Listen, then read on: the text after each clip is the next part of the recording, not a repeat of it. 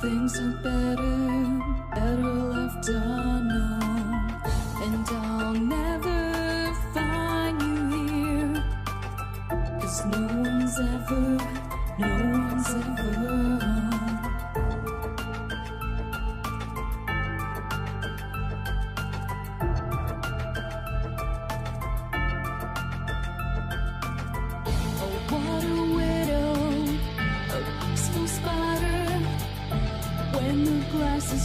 she's a sneaky hider. Hide the lies and the alibis. Oh, what a sinner is it in her?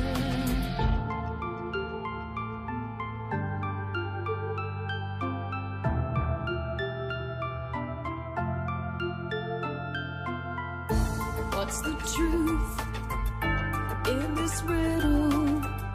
Is love really just this simple? I can't seem to find my way in this world that never stays.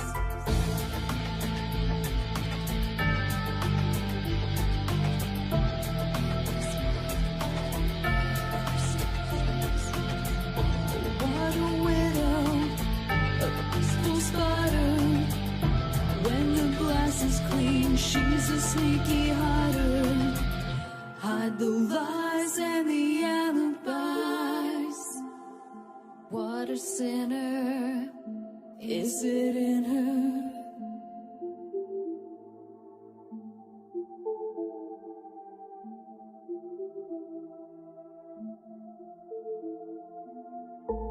Is this real? Just illusion? I'm lost in the wonderland of confusion.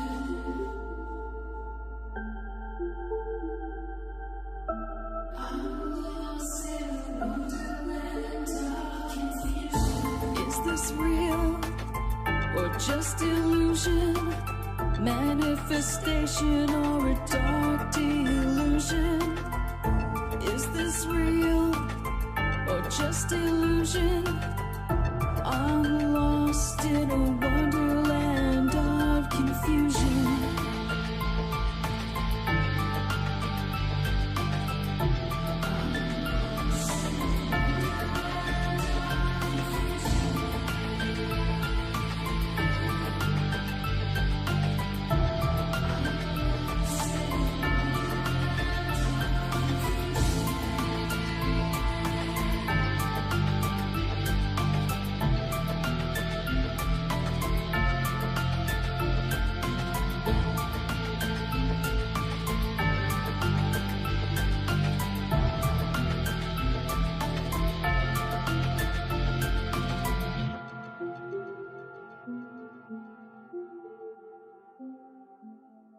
This is Cynthia Sue Larson with Reality Shifters and the International Mandela Effect Conference, and you're now listening to DarkWolf's Den Show on Rippin' Common Sense Radio. Rippin' Rabbit Hole is a community-driven radio. At times the community comments may reveal prejudices and other beliefs that we or our sponsors do not condone.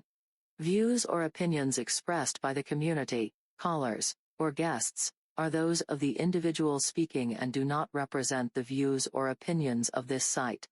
Rippin' Common Sense content is intended for mature audiences only. Enjoy.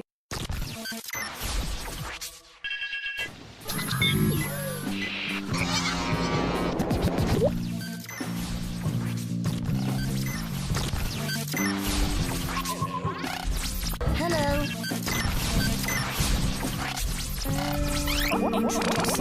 Lasers. Hello.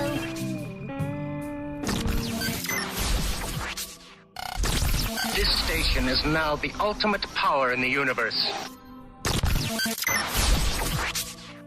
This is your man Meta, aka Propagate This Light, and you're now listening to DarkWolf's Den.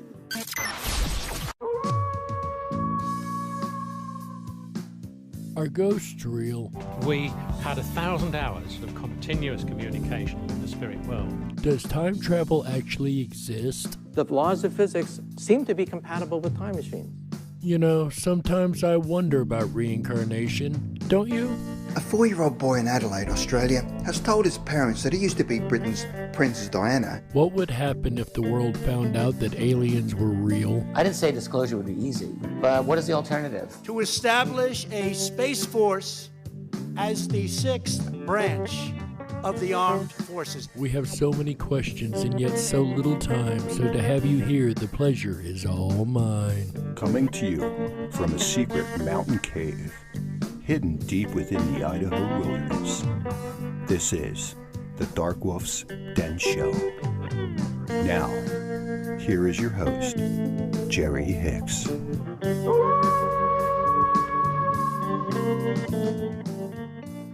That's right, I am Jerry Hicks, also known as the Dark Wolf, and we are broadcasting live worldwide from a secret mountain cave hidden high up in the beautifully snow-covered peaks of the Idaho mountains. Ripping through the electromagnetic soup, tearing through the atmosphere, and tunneling away into your radio like a quantum particle. This is the DarkWolf's Den Show for Thursday, January 28th, 2021. So whether you're on the edge of reality, the edge of the galaxy, or the edge of your seat, we're glad you chose us to be right there with you. Ladies and gentlemen, tonight we are talking about psychic phenomena. Of course, if you are a psychic, you probably already knew that, huh? We got a lot to cover tonight. We're going to hear from a physicist named Russell Targ. He's going to blow our minds with a band TED Talk. That's right. You know how I love my band TED Talks. All that and more coming up tonight, January 28th, 2021, on the DarkWolf's Den Show. But first, today in history. On this day in 1887, a snowstorm occurred in Fort Keogh, Montana, which produced the largest snowflakes ever reported, being 15 inches wide and some 8 inches thick, ladies and gentlemen. That is some huge snowflakes. And I've got snow coming down here I've had for about 2 days now coming down. We got quite a few feet. So I could only imagine how much we would have if the snowflakes were 15 inches by 8 inches. That is some big snowflakes. Those are piles of snow falling out of the ground. And that's what happened on this day in 1887. And that is today's Today in History. Could you guys imagine 15 inches wide? Each snowflake 15 inches wide and 8 inches thick. That is insane. That is over a foot wide per snowflake. I mean, I've had snow falling for 2 days now, and there's a lot of it. But I could only imagine if each snowflake that fell for 2 days was over a foot wide. That would be one of my definitions of supernatural, right? And speaking of supernatural, the consciousness discussion always brings up these supernatural points, as we've talked about all month long, things that science has no way to explain using their limited scope of scientism to work through.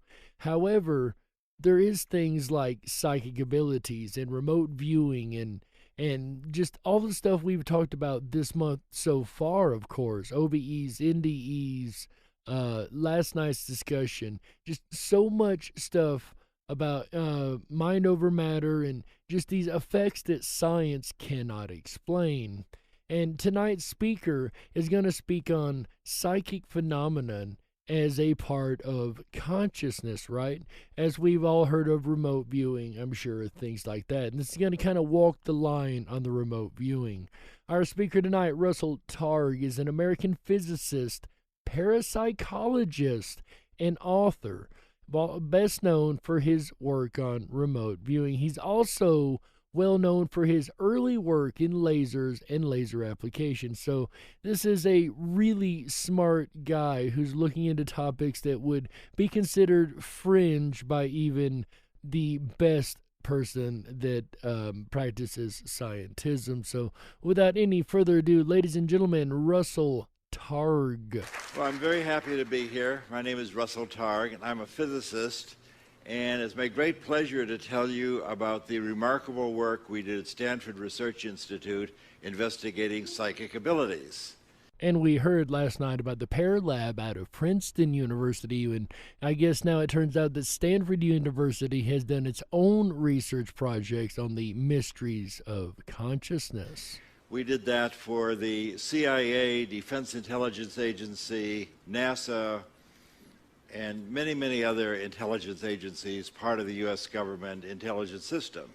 And it always amazes me. If you ask science, or scientism, let's be honest, about consciousness, as we know, we've heard all month long, they will tell you it's a happy accident of the brain, and things like remote viewing or psychic phenomena, they just can't happen. That's paranormal. That's not real, right?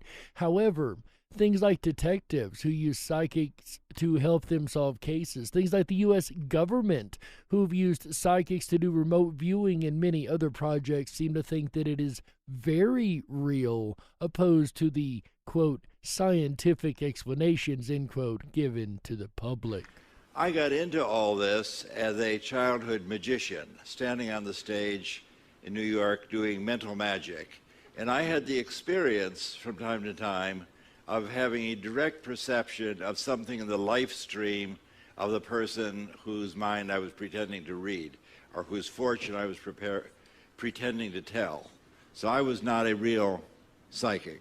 I was just a kid doing magic. And it must be clear there is a major distinction between illusion and magic and actual psychic phenomenon, because you can make it look like psychic phenomena using cold readings and other tricks, but there is a huge difference, and there is a realm of psychic phenomena and a realm of illusionary magic. But I've now talked to people like Kreskin and Melbourne Christopher, and they said, oh yes, every professional magician knows that from time to time you're given some material, and you can then supplement your magic trick with whatever ESP comes to you. And there are many magicians who do that, as we know. And as most of you guys know, Mr. AJ the Rippin' Rabbit, our other network host here on Rippin' Common Sense Radio, is also a lifelong magician, and I'm really curious to find out whether he has had these experiences himself. If you're over there in the chat, AJ, I would love to know, have you had experiences where you've done mental magic and ended up getting an ESP stream from somebody, these visions of their life streams, like most other magicians have reported? That is intriguing to me. But I was not doing magic for the CIA. As we know, the CIA is not easily amused, and we were trying to do the real thing for them. So once again, we find a government agency, this time the CIA, who is extremely interested in these topics that, again, according to scientism, or what we call science, isn't supposed to exist. The work we did at SRI involved things like finding a downed Russian airplane in North Africa with code books on it, locating a kidnapped American general in northern Italy, looking into a Soviet weapons factory in Soviet Siberia, describing the construction of a huge Soviet submarine in northern Russia. And we even looked on a Chinese atomic bomb test 3 days before it was scheduled to go off, and described correctly that it was going to fail. So we did quite a lot of useful things for the government during our 23-year program. Those sound like some pretty strong hits to me, and the really intriguing one here in this whole list he just gave is the last one that he talked about, with the bomb test that they knew would fail 3 days prior to the actual test even being done. It's things like that that make you scratch your head and wonder how any of this is possible. The ability we're talking about is a natural psychic ability that we all have, in spite of what you may have heard to the contrary. And I can tell you that until I'm blue in the face on this radio, and it ain't going to make that much of a difference, as opposed to if a physicist says something like this, the guy who's got the piece of paper from a university to back him, people tend to listen a little bit more. So let me go ahead and rewind and play that piece just one more time. The ability we're talking about is a natural psychic ability that we all have, in spite of what you may have heard to the contrary. A natural psychic ability that we all possess. That is extremely important. And it goes back to my idea of the hive mind, or you can call it hive mind, the collective consciousness, whatever you would like to call it. Just the idea that this consciousness has the ability to know what's coming, is outside of time as we know time to be. People can quiet their mind and describe and experience what's happening in a distant place or in the future. And this has been talked about for thousands of years. Buddhists have a vast lore about what this is and how to do it and why it's desirable. And I'll try and talk about that later. And I've said it before and I'll say it again. I really feel that the Eastern religions, the Asian religions, have it a lot closer to right than the Western religions tend to. They will talk about things like reincarnation, things like psychic abilities, things like remote viewing, things that the Western religions and the Western science is impossible. The Eastern religions talk about as if it's commonplace. The ability allows you to quiet your mind and describe and experience what's happening in the future, and you can do that independent of the distance. The most interesting thing that we found as physicists is that it's no harder to describe what's happening in Soviet Siberia, 6,000 miles away, than it is for you to describe the funny object I have in my pocket. 6,000 miles away does not decrease the accuracy or the reliability as compared with something nearby.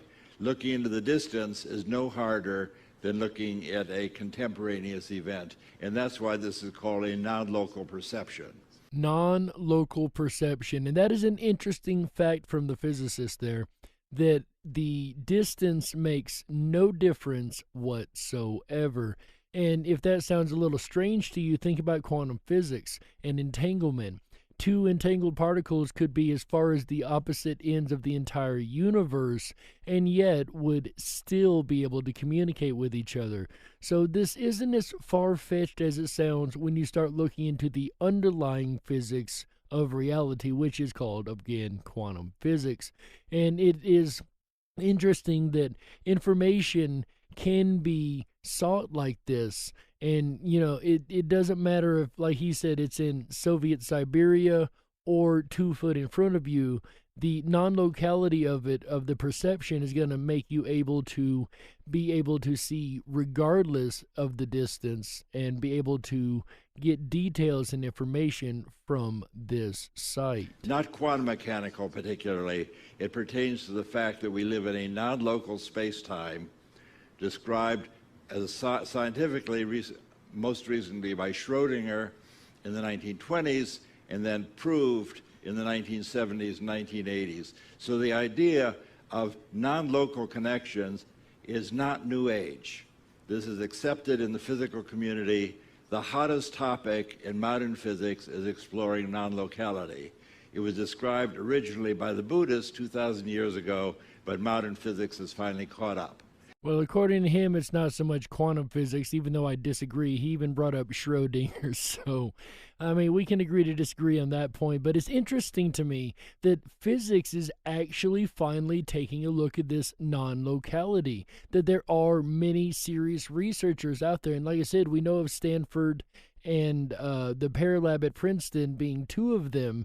But it is amazing to me that we're finally getting people who are breaking away from this dogmatic scientism and actually asking the questions that need to be asked. The leaders of the program that we had at SRI are all physicists. The physicists are taking over what used to be called parapsychology.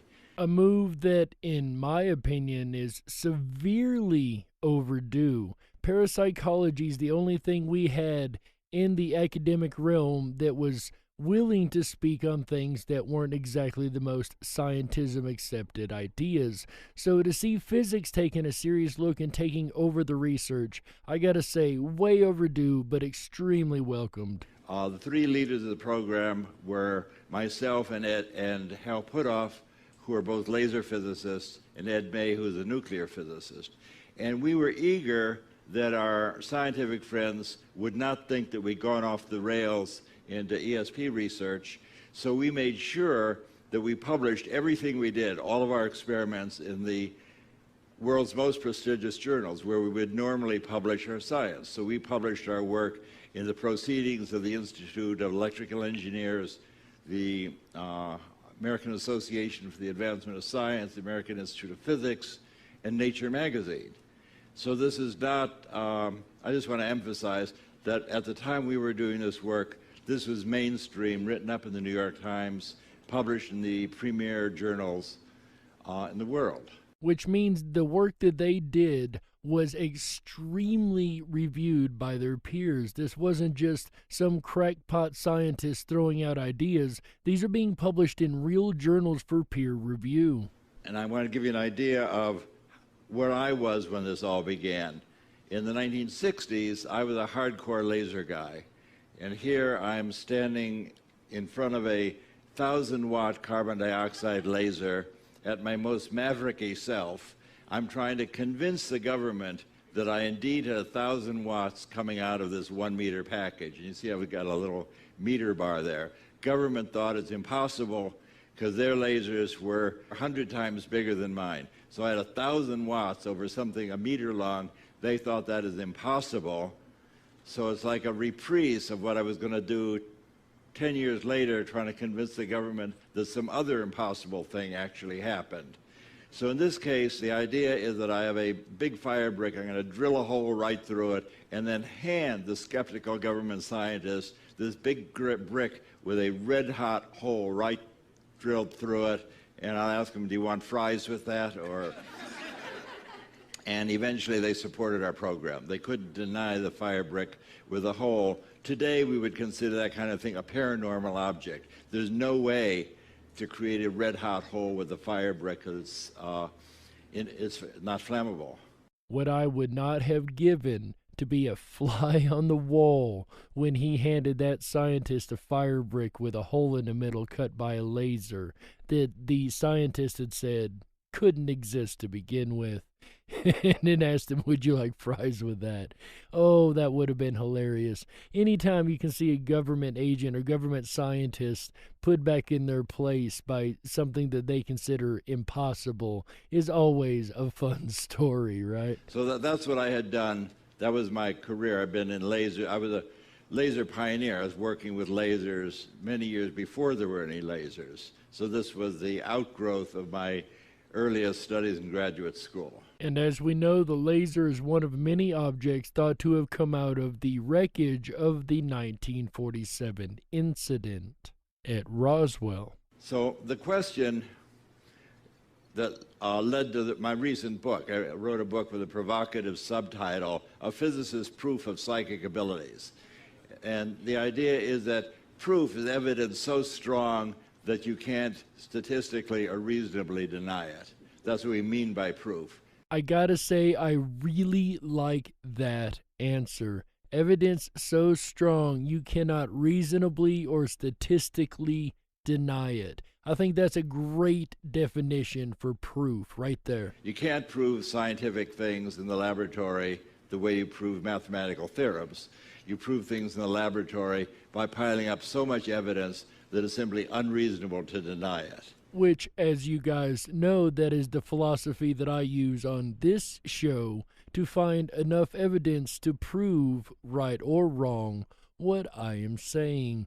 The case files that we go over, the amount of things that connect in all the case files, the different things we talk about on this show is to do just that, to create a pile of evidence so amazing that it's unreasonable to deny the existence. The Mandela effect is another great example.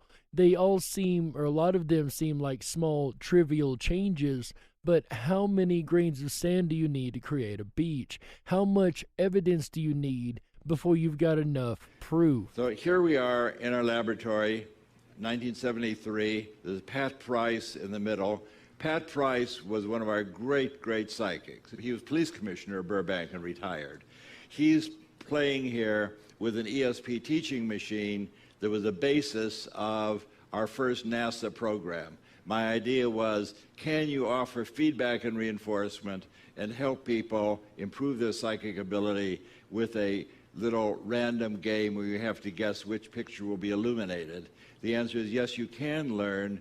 And the great good news for you today is that game is now available as a free application for your iPhone. And I just checked on the Android, and turns out that is also available on Android too. So I posted that as a little gift. It's called ESP Trainer, and you can just download it and have it on your iPhone. It'll ring a bell when you get the right answer and show you a pretty picture.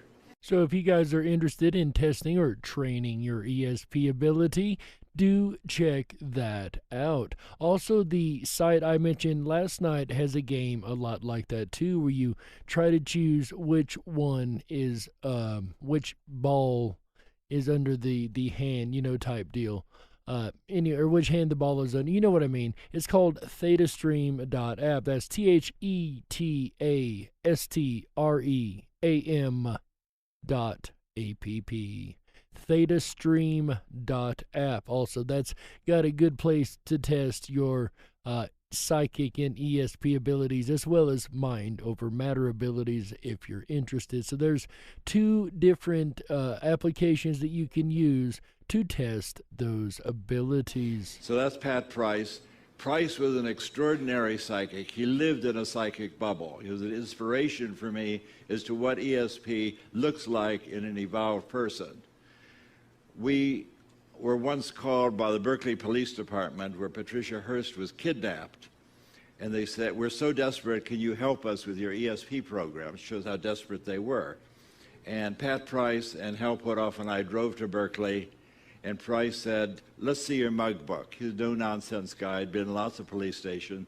"I want to see the picture book with all the usual suspects." He turned the page after page, and said, "That's the guy, that's the ringleader."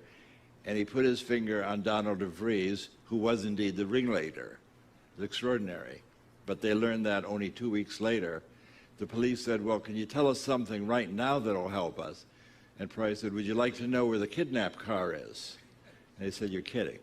He said, "Well, so if you drive about 50 miles north on Bayshore Free on Highway 101, the kidnapped car is a white station wagon. It's on the right, parked by a diner across from two large white gas storage cylinders and the pedestrian overpass across the freeway."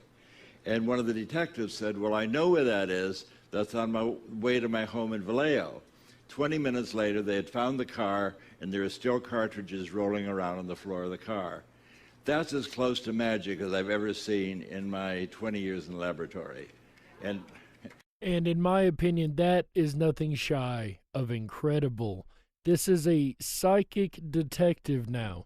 They've asked him to look into a case. He told them not only who the ringleader was, but exactly where to find the kidnap car that, let's be honest, only the kidnappers would have had that information, and they clearly weren't the kidnappers. They had to drive in from out of state to even help the police. So it's absolutely incredible that all that information came to him through remote viewing or psychic ability, the abilities that we all apparently have. And this goes to show right here, even just this one case goes to show that consciousness is much, much more than what we're told. the other folks there are Bob Monroe, who wrote about journeys out of the body, how to go from remote viewing to an out-of-body experience, but that's outside our schedule for today.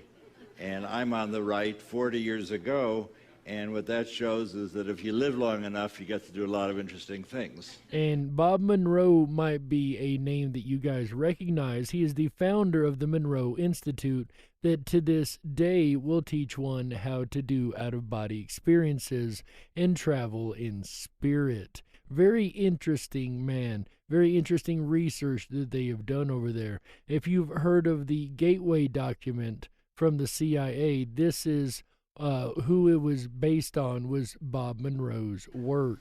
So this is the first in a series of experiments we did over a course of a decade, and it's basically what convinced the CIA to give us money.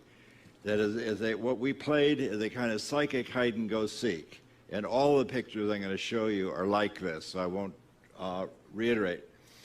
The way it works is Pat Price, or the psychic of the day, is in a shielded room, electrically shielded room with me, and Hal randomly is sent to an undisclosed location, random target picked by the lab director. He generally will go with the colonel from the Army or a lab director or a contract monitor. In this case, they went to a swimming pool complex called Rinconada Park. Price with me said, I see a water purification plant, I see a square pool 65 by 80 and a round pool 100 feet in diameter and 2 water storage tanks. That's what I see, and that's what he drew on the right.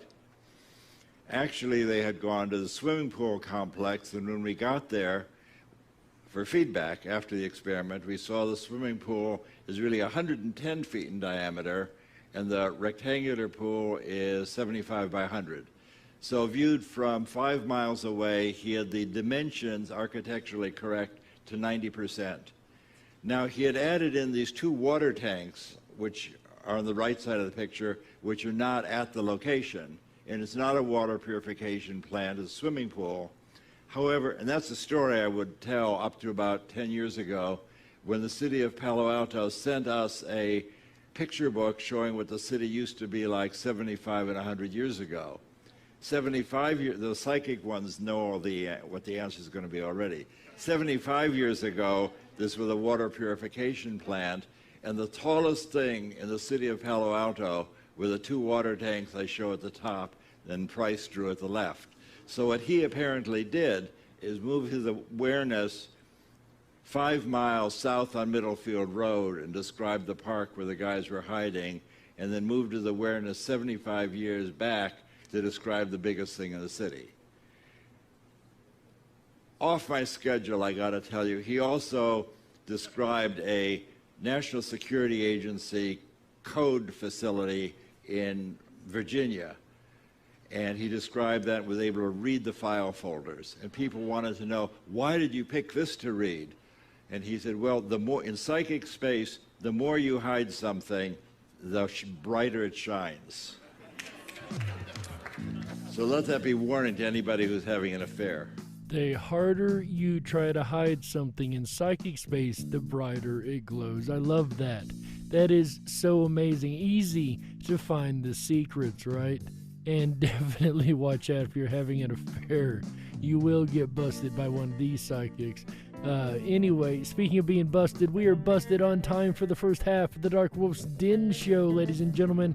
So we're going to take a short break right here, and we'll be right back after these messages. Don't you touch that dial. That's right. We got to stoke the fires and run off the men in black.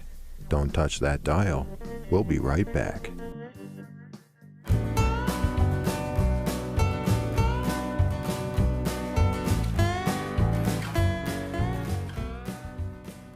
Hi everyone, it's AJ. Are you enjoying this episode of the DarkWolf's Den Show with Jerry Hicks? If you are and you haven't done so already, please make sure to thumb up that video, hit that subscribe button, and ring that bell. You'll get our notifications every time we go live. We're here every Wednesday, Thursday, Friday, Saturday, and Sunday nights, bringing you the very best of common sense radio, the Rippin' Rabbit Hole. Now, a quick reminder that the weekend is going to start a little bit earlier for you next week. CSFL Champion will be doing Tuesday night videos, a special live event for our backstage VIP members only. Now, the event does start at 7 p.m. Pacific, 10/9 Central in the VIP Lounge, Tuesday, February 2nd, and it's going to be videos where we'll be exploring the music of Art Bell. So if you haven't done so already, please hop on over to Rippin' Rabbit Hole and join our community. It's very easy to do. Sign up for a backstage pass, absolutely free, and you can take part in Tuesday night videos Live with your host, CSFL champion. Starting your weekend just a little earlier. And you know what that does? That makes your week even shorter. That just makes common sense. Speaking of weekends, here's what we've got ahead for you. Friday night, I'll be back tomorrow, January 29th, with a look at Freely Speaking. Starts at 7 p.m. Pacific, 10/9 Central. All shows start at 7 p.m. Pacific, 10/9 Central. So join me tomorrow night as we speak freely and how it may have a price moving forward in 2021. Then Saturday night, we'll deal with fear itself. The only thing we have to fear is fear itself. And we'll end out the weekend right Sunday night with a look at independent. What does that mean? And why should we be paying attention to it? It's going to be a phenomenal weekend of content as we continue to explore down the rabbit hole together. I'm looking forward to spending my time together with you. We'll return back now tonight for Thursday, January 28th, 2021, to Jerry Hicks and the DarkWolf's Den Show as he continues to howl at psychic phenomena. You're listening to the Rippin' Common Sense Radio Network, the very best of common sense radio, the Rippin' Rabbit Hole.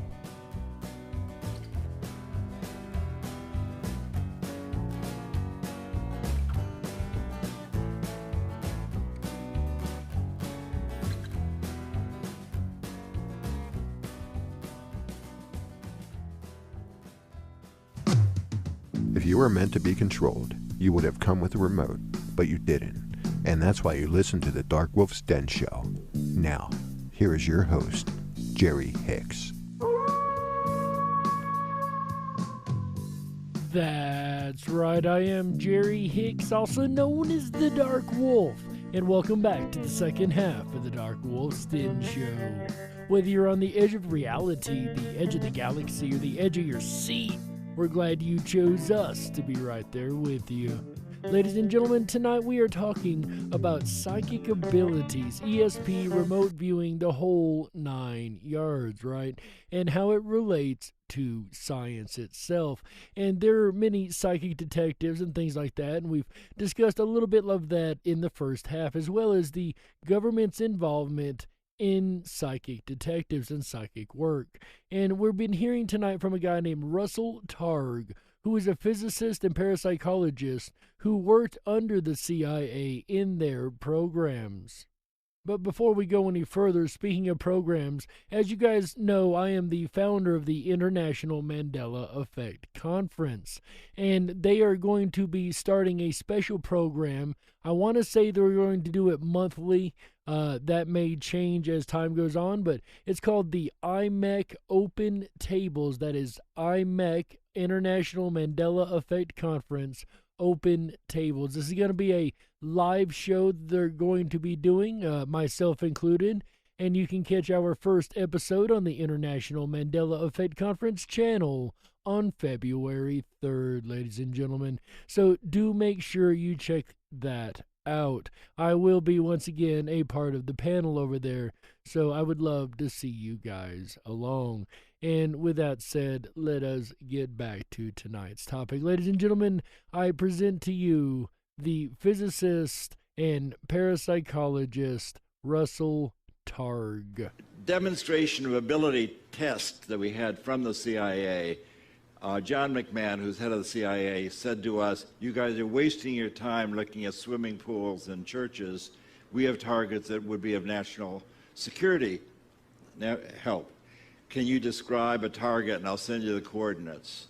So Price and I climbed back into our little shielded phone booth, and he said, "Well, I'm psychically laying on a building, and a giant crane is rolling back and forth over my body.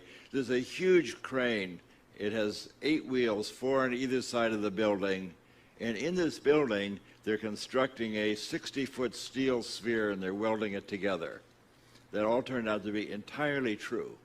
In fact, it was so true that after the steel sphere was verified, We then had a congressional investigation called by the House Intelligence Oversight Committee to see if there had been a security leak.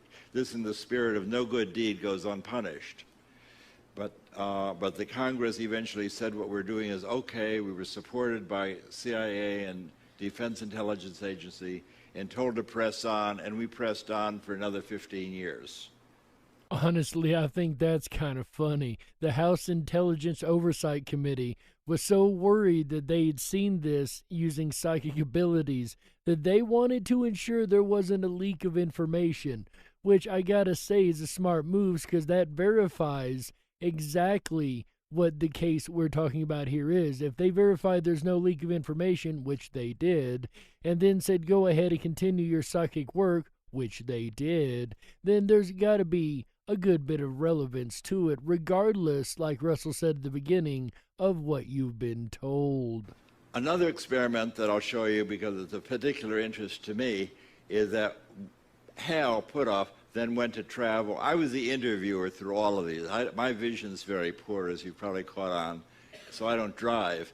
And Hal was always the outbound person, and I was a stay-at-home psychic travel agent working with the person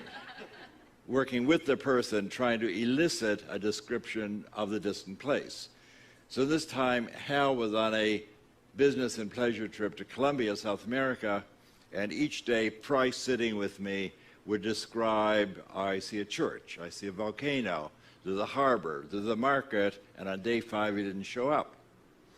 So in the spirit that the show must go on, I said, well, I'll describe it. I've never done a remote viewing before, but I'd interviewed countless psychics and other visitors, so I knew the moves. So he had never actually done a remote viewing before. Now, yes, I will keep in mind that he is a magician, but remote viewing and magic, again, are way separate things. This is not illusion. This is conscious ability. So I said, well, this is Russ Targ, remote viewing with Pat Price. Price isn't here.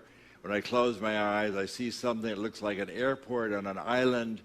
There's ocean at the end of the runway. There's sand and grass on the right. There's an airport building on the left. That's what I get. And that's where he was. He was on an island airport off the coast of Colombia called San Andreas. My great coincidence of the day, as I was driving here, I was talking to the cab driver. He was from San Andreas and gave me a color photograph of the airport on the island. How's that for, this is my lucky day. I don't claim that's ESP. That's what you call a lucky day. And one thing I've found myself saying a lot over the years is, what are the odds, right? How synchronistic that he would be telling the cab driver that and he just happened to have a picture of that airport. Interesting, to say the least. Just synchronistic. I finally escaped from the laboratory and got to travel across country, and 2 other people were psychically tracking me. The first place I went was New Orleans, and no one knew, of course, where I was. And I chose my target by throwing a die on the pavement. And the die sent me to the New Orleans Superdome. So I was standing in front of the Superdome recording my coordinates. This is noon, this is Russell Targ, I'm standing in front of the Superdome. It looks like a flying saucer shining in the sun. Bad thing to say. Back in the laboratory, my friend, another physicist, Gary Langford, very psychic, straight-up physicist, was working with Elizabeth Rauscher, who interviewed him. She's another physicist. All these people are professional physicists interested in psychic stuff. Gary said, well, I have a clear picture of a circular building. It looks like a giant UFO. Do you think Russell's been abducted?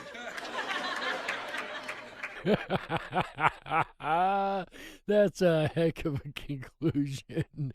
But he was thinking it looks like a UFO, so wow. So Elizabeth said, just tell me what you see, make a drawing. And of course, his drawing was a remarkably accurate. This was his also first remote viewing. Gary just came in and said, well, I've been doing this all my life, avocationally. That's how I was an analyst, photo analyst, looking at specs of buildings and describing what's inside. So he was experienced to look at fuzzy images But here we just took away the image, but it didn't interfere with his ability at all. Our great pleasure was then to have this Army intelligence ask us to train, to set up a psychic Army Corps, something like in the Men Who Stare at Goats, but not quite. We didn't, no goats were killed in our program. And I can also assuredly say that no goats were harmed in the making of this program either. Maybe the feelings of a couple sheep, but no goats. But we chose 6 Army officers to work with us from a big, big group that we interviewed, Hal and I interviewed. One of those was Joe McMoneagle, who Joe is still alive and is probably the greatest living psychic today, prodigious psychic. And his first trial, sitting with me, what's this remote viewing stuff? All of these people are basically tough Army officers, showed up in their boots and leather jackets and their patches and their backpacks. What's this psychic stuff? What do you want me to do? Betting their careers that this is a new, interesting juncture for them. So I described remote viewing, as I always do. I've been doing workshops now for 20 years. My ritual, the shibboleth, is close your eyes, quiet your mind, and describe the surprising pictures that appear in your awareness. Don't try and name it. Don't try and guess. Just describe the surprising images. And that language was understood 1,200 years ago and appears in Patanjali's guide, Self-Liberation for Seeing with Naked Awareness. If you want to move from suffering and conditioned awareness to freedom and naked awareness, sit down and shut up and quiet your mind, stop naming, stop guessing, and you're on your way. So that's what I'm still telling people following the 1,200-year-old guidebook. As an author, it's very nice for me to see a book still in print 1,200 years later. It gives me courage that my books will be around. And in today's world, it is really hard to quiet one's mind. But if you are able to do this, I mean, I can't say I've remote viewed per se, but I know what he's referencing there when you just sit quietly, empty your mind, don't judge, don't guess, don't do anything, no thought, and just see what comes in. I've never exactly been able to make heads or tails of any, ESP psychic moments, or maybe that's what prepares me for those synchronistic psychic moments that I do end up having from time to time, what I think is randomly. I don't know, but it's good information to have, and if you would like to test this yourself and maybe pick a target of some type. I'm not sure how the target thing works when you're doing it like that. But if you'd like to test this for yourself, there's definitely some advice from Russell Targ, an expert, I would say, on this subject. So Joe drew this picture. He said, he and his colonel went with Hal Puthoff. And Joe said, I see a building with stripes in front and a long portion behind, a little fountain. He drew what was there, and of course the judges had no problem matching that. With our 6 Army officers, that I'll describe later, there's 6 people who had never done this before. I had them each do 6 trials a week, and we had each one, so we had 30 for 6 weeks, so we had 36 trials. You'd expect them to get 6 first-place matches by chance. We got 19 first-place matches, and they set up the Psychic Army Corps and ran another 15 years. They had 30 people on the East Coast working in tandem with the SRI group. And of course, we all know when the government says they're no longer using a program, they've just made it to another level and put it in a secret category. I guarantee you to this day, the psychic program in the Army and CIA is still very well afforded and going. I don't have proof of that. I can't sit here and tell you I know that with 100% proof, but it is my assured belief that that is the case. So this is Hella Hamid, the funny story with her. Hella's my dear friend for 2 decades before the SRI program, and they said, well, Pat Price is a fantastic psychic. Ingo Swan is the one who taught us how to do remote viewing. we want to see what a control person is. CIA said, what does an ordinary person do? Well, Hela's not exactly ordinary. She's a woman of the world, speaks many languages, professional photographer, but she thought it would be very amusing to be hired as a psychic of the various things that she had done in her life. So she came to work with us. The bottom line is she became the most proficient and most reliable person in the program for the decade, our control subject. Her first trial with me, as you catch on now, we're sitting in a shielded room. Hela says, when I close my eyes, what comes into my view is squares within squares within squares. That's what Hal Puthoff sees, and he was at a pedestrian overpass. Hela's 9 trials were even more significant than Pat Price's 9 trials. In Price's, the judge guessed 7 of them first place match. What that means is that if Hal Puthoff had been separated, had been kidnapped 9 times in a row, Price would have found him 7 out of the 9 times the first place he looked. Very remarkable.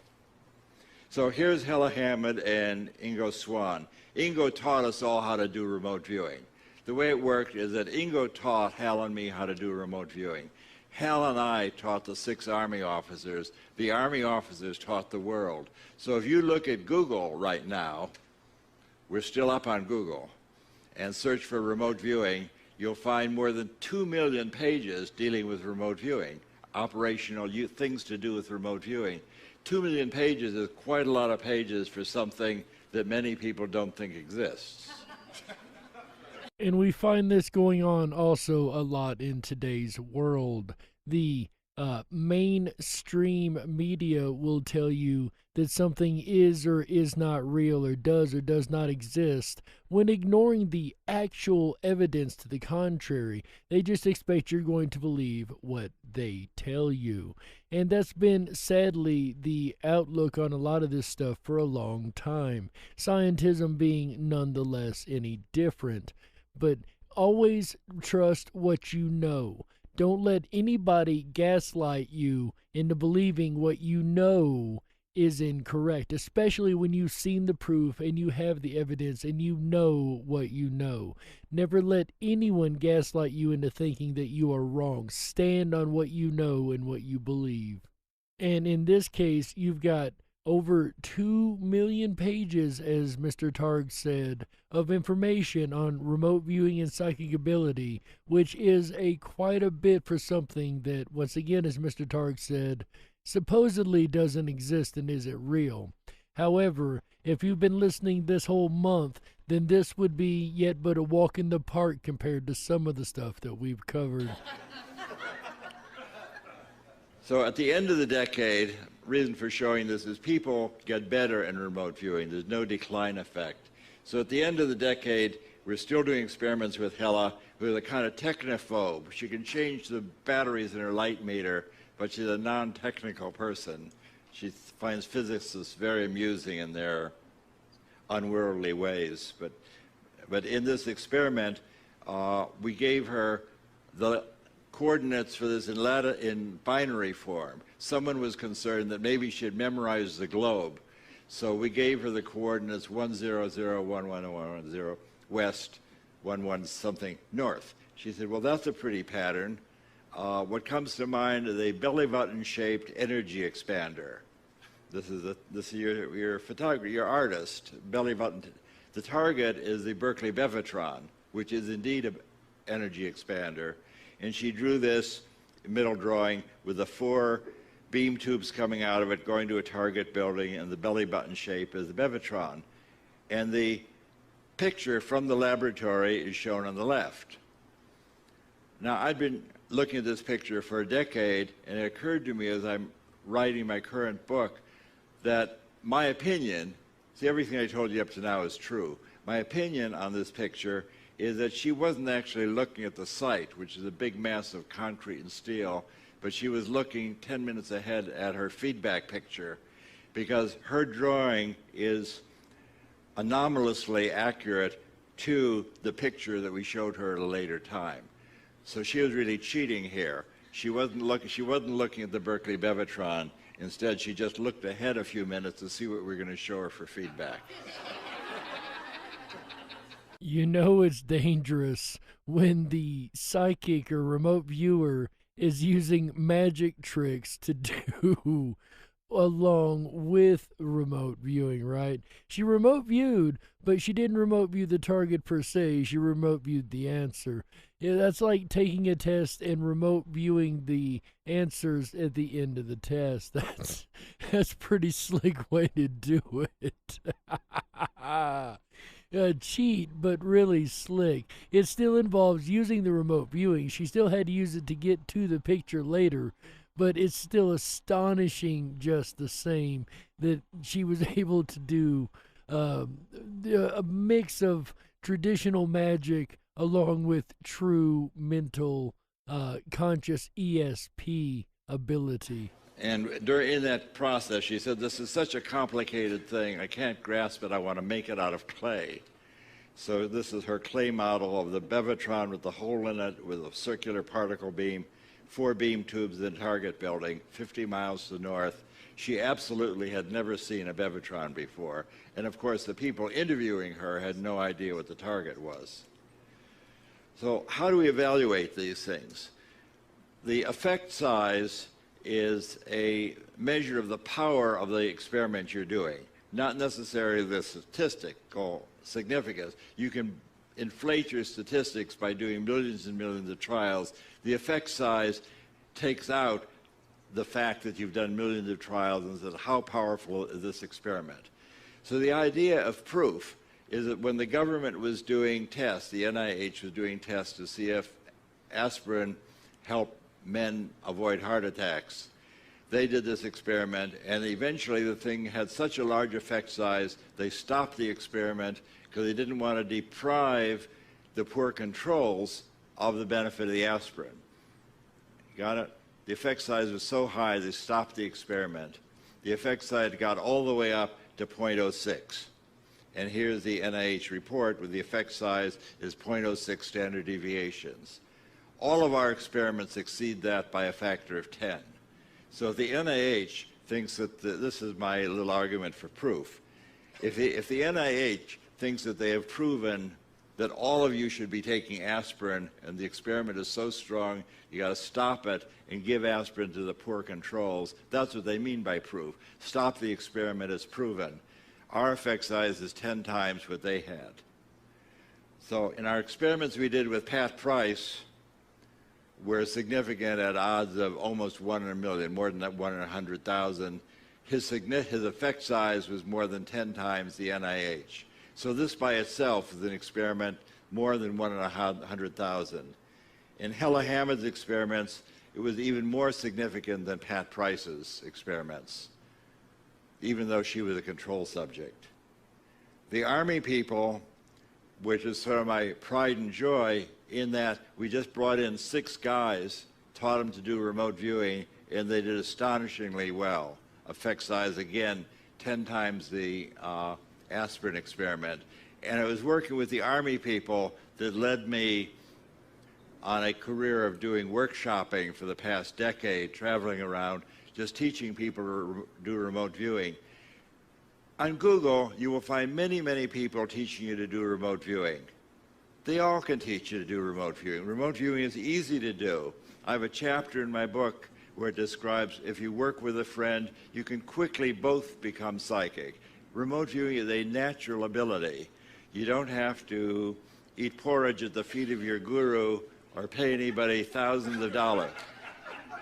This is a natural ability like vision or hearing. Psychic abilities are not sacred. They're abilities. They allow you to experience all kinds of remarkable things.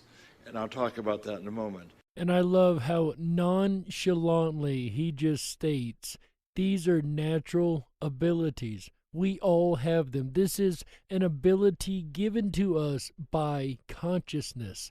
This is a part of consciousness that just isn't scientifically understood yet, at least as far as why or how it's able to happen.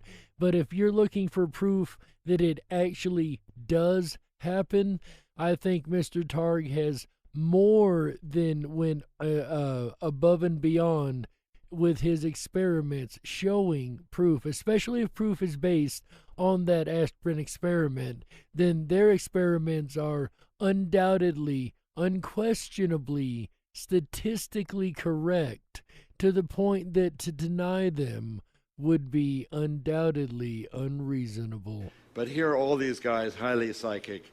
At the end of our program, right after I left, I formed a little organization called Delphi Associates. We were using remote viewing to forecast silver futures, working with an experienced remote viewer. We did 9 forecasts, whether silver is going to go up a little, up a lot, down a little, down a lot. All 9 forecasts were correct. We made $120,000, which is a lot of money in the 1980s. And we're on the front page of the Wall Street Journal. BBC Horizon, Nova made a film about us. In the 1980s, ESP still existed. And there are now many, many organizations and groups of people using this associative remote viewing, which is invented by my friend Stephen Schwartz. It's a way of, even though you can't read psychically, it's a way of making substitute items for what you want to know. I can't explain that. You have to read my book, has a chapter on associative remote viewing, which is an easy guide to investing in the market. You do not have to give away your mind to be psychic. That's not required. You can be discerning and be psychic. I recommend that. And I also recommend discernment. And what do you guys think? Using your own discernment. After what you've heard all month long, after what you've heard tonight, and what you've heard me give you all month long, what do you think? Do you think consciousness is more than just the brain? Have I put together enough proof, enough evidence over this past month to prove that consciousness is more than just a side effect of the brain? As a matter of fact, it is connected to a large amount of what is considered paranormal phenomenon, only because the understanding of how the phenomenon works isn't quite there. I've always said the paranormal is merely science that one has not figured out yet. And I really truly believe that is, especially when it comes to consciousness, there's mysteries about consciousness that we haven't figured out. That doesn't make them woo-woo. That doesn't make them supernatural. That doesn't make them necessarily paranormal. That makes them misunderstood or not understood at all. And if more physicists like Dr. Targ here, Dr. Russell Targ, and more physicists like Cynthia Sue Larson and Hal Puthoff, and these real physicists start to take this more and more seriously, we're going to see more and more of an increase in the knowledge base that's going to be gained about consciousness itself, especially when it comes to psychic abilities, remote viewing, and our close interconnection with each other, every last one of us on this world. And what do you guys think, guys? Do you think that I've laid out a good case? Do you think that remote viewing is real? It's something that is so real that it doesn't even take a special ability to do. It's something we can all do if we just practice. Like any other skill or ability, the more you practice, the better you are going to be at it. Now, I can't play basketball, and if I went out right now and practiced the rest of my life, I would never be Michael Jordan. I don't have the innate ability, but I could still be good at basketball, and there's no difference here in my opinion. Even if you aren't a master psychic or a master ability to remote view, you'll still have the ability just the same, as we all do.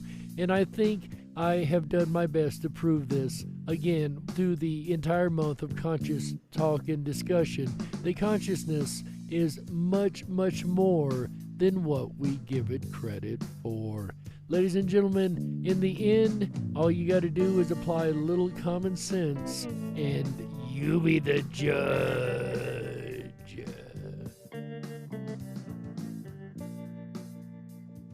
We got to close it out. That's right. That's it for this episode of the Darkwolf's Den Show for Thursday, January 28th, 2021. So whether you're on the edge of reality, the edge of the galaxy, or the edge of your seat, we're glad you chose us to be right there with you.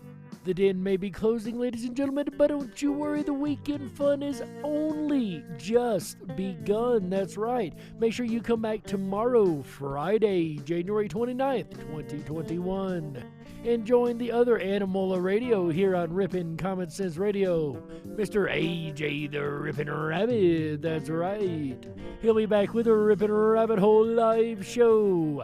And tomorrow night, he'll be talking about freely speaking. That's right, freedom of speech is an inherent, innate, inalienable right that we all have, and one that we all need to make sure that we exercise every chance we get. So make sure you come back Friday, January 29th, 2021 for a discussion on freely speaking. And if you enjoy that, make sure you come back on Saturday, January 30th, 2021, where AJ the Rippin' Rabbit is going to take back to the airwaves, where he's going to discuss fear itself. Ladies and gentlemen, it always, like I said last night, reminds me of one of my favorite quotes. There is nothing to fear but fear itself. And that's right.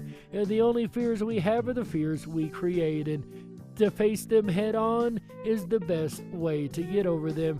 And AJ, I'm sure we'll touch on that and much, much more on Saturday, January 30th, 2021 on the Rippin' Rabbit Hole live show right here on Rippin' Common Sense Radio.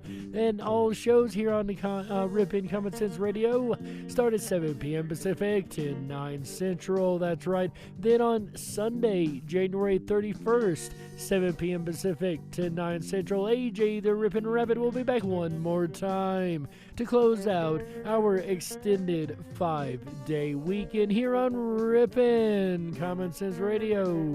That's right, on Sunday, January 31st, he's going to be talking about independence. Are you an independent person? Do you believe in independence? If you do, make sure you stop by and check it out. This is going to be a discussion I'm sure everybody will enjoy. And that's going to close out the weekend here on Rippin' Common Sense Radio. And while you're taking your 2-day break for the week, that's right, Monday and Tuesday, you only get 2 days for a week around here. And we kick the weekends back off with the DarkWolf's Den Show, of course, on Wednesday night. But in the meantime, make sure you hop on over to the rippinrabbithole.com. That is RIPONRABBITHOLE.com. Over there, you're going to find a variety of extraordinarily fun stuff. Check this out. First, you want to get on the mailing list. You want to get on this mailing list so you'll know every week, or weekend, I should say, what our topics are going to be. On Wednesday, Thursday, Friday, Saturday, and Sunday, it'll be a once-a-week email you'll get Wednesday evening. And it will have all these listed in there, and you'll be able to keep up with what's going on Rippin' Common Sense Radio. It is absolutely free. We do not sell your information. The only thing we use this for is to notify you what's going on with us, ladies and gentlemen. Also, while you're over on the rippinrabbithole.com, make sure you jump down the rabbit hole. That is our social media alternative for those who enjoy free speech and like to talk freely about the topics they enjoy. Come on over where the conversation never ends and with the Rippin' Rabbits hang out 24/7. That is down the rabbit hole at the rippinrabbithole.com. Also, if you want to hang out with me right after this show, I'm going to be backstage. And the Backstage 24/7 lounge is available as long as you sign up for a Backstage Pass. Absolutely free. Come on over. Join us, rippinrabbithole.com. Here in just a couple minutes, I'm going to be backstage, hanging out, waiting for you guys to come hang out with me. Ladies and gentlemen, on that note, on behalf of Chick Mandela Effect, Michael Musco, AJ the Rippin' Rabbit, everybody at Rippin' Common Sense Radio, and of course I can't forget my good buddy Walt House. On behalf of all these folks, ladies and gentlemen, my name is Jerry Hicks, also known as the Dark Wolf. And remember, until next time we meet, stay awake, but dare to dream. How yeah! Good night, everybody.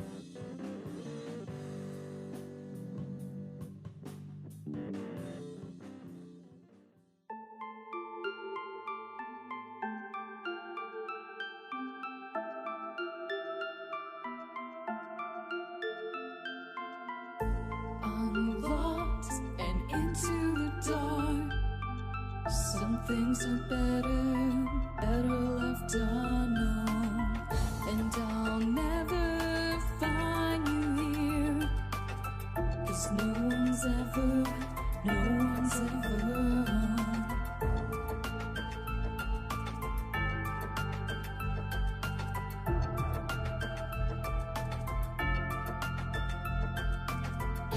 What a widow, a peaceful spider.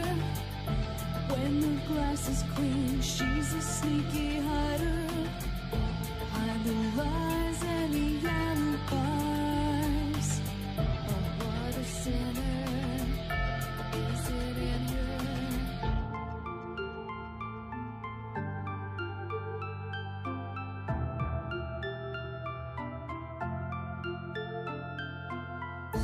What's the truth in this riddle?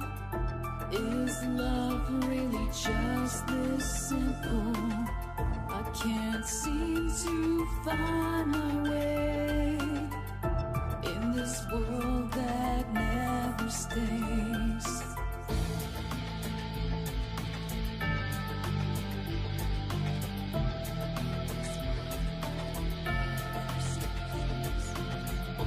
What a widow, a peaceful spider. When the glass is clean, she's a sneaky hider.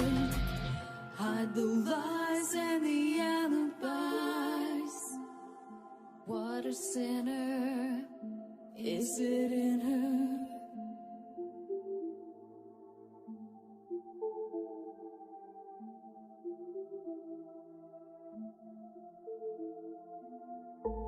Is this real?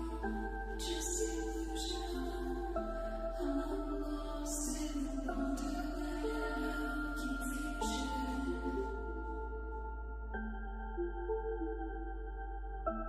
I'm lost in the wonderland of confusion. Is this real or just illusion? Manifestation or a dark delusion? Is this real or just illusion? I'm lost in a wonderland of confusion.